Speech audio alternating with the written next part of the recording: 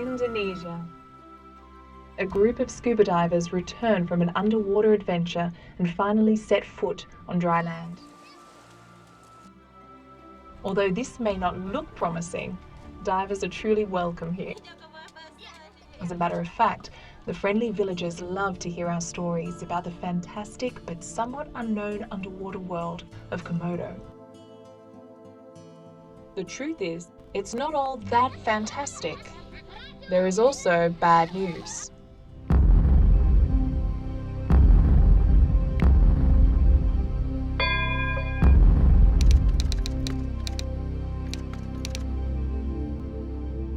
Aboard the ship, the Ondina, cruise director Ricardo Show explains the dive exploration.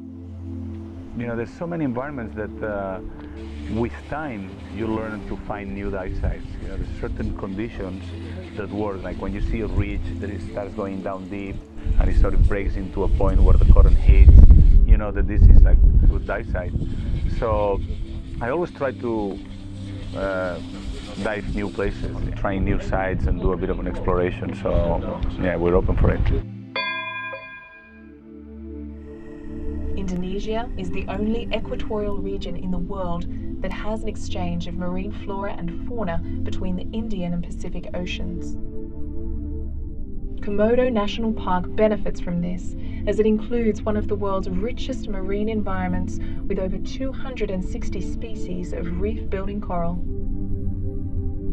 A national park is an area where the different activities are restricted and is backed by law. You know, this is the difference between a marine reserve or any other type of protected environment, where a national park is actually designated by a law that is backed by the local government. So eventually, the Komodo National Park, because of its richness in terms of like wilderness and the unique species of the Komodo dragon, it's also like a World Heritage Site.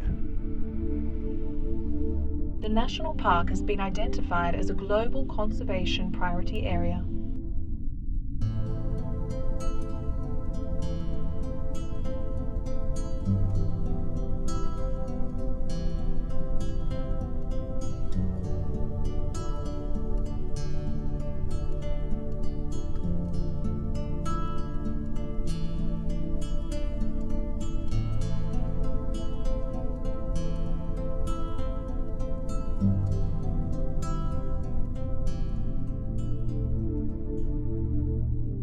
We see many different forms of life on the coral reef.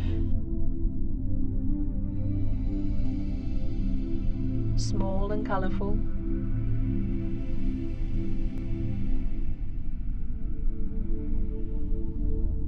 small and transparent like these dancing shrimps.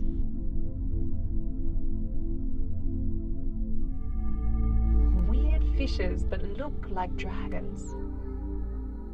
And animals that seem to disappear in the background. A true master of camouflage, the frogfish, also known as anglerfish, are lie-in-wait predators.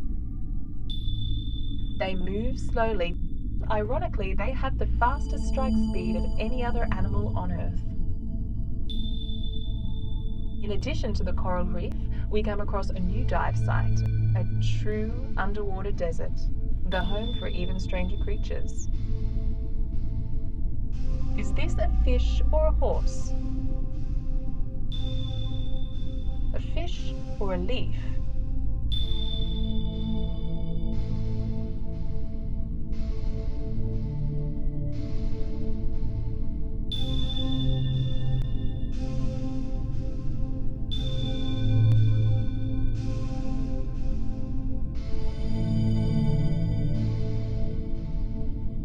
This small cuttlefish is the flamboyant cuttlefish that doesn't swim like other cuttlefish. Instead, it crawls on the seafloor like an octopus. Back on the coral reef, we see bigger species. Like the frogfish, this animal also has a speed record. Cuttlefish can change their color and pattern in a fraction of a second, behavior which is thought to be a form of communication.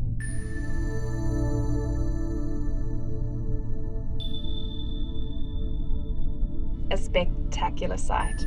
A female prepares to lay eggs in fire coral. The eggs harden after they are laid, which makes them difficult for predators to extract from the coral. But there are bigger animals. And bigger.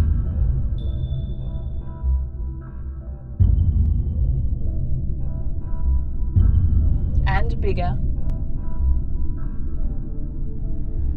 And even bigger than that.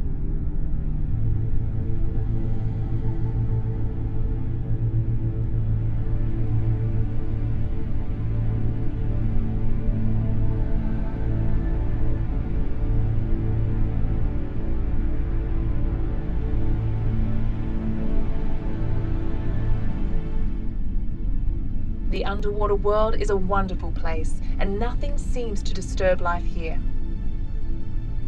However, this morning I feel very bad time because in the water I have a little bit incident. I'm here dynamite. Somebody put dynamite around 4 times. I'm here and it is very bad.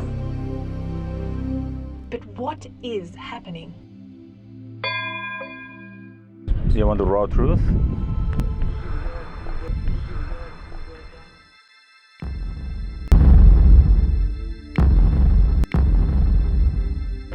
Okay, well, the situation is, especially this season or the last couple of years, is very delicate. Originally, the designation of a national park also involved the different zonation of the different areas around the islands.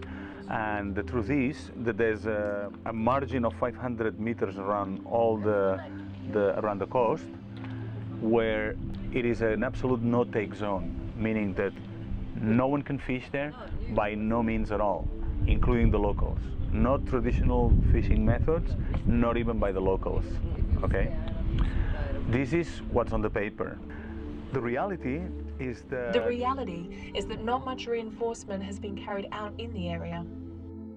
And the liveaboards are actually acting as a deterrent for the fishermen to not do this bad practice. cyanide fishing and all that.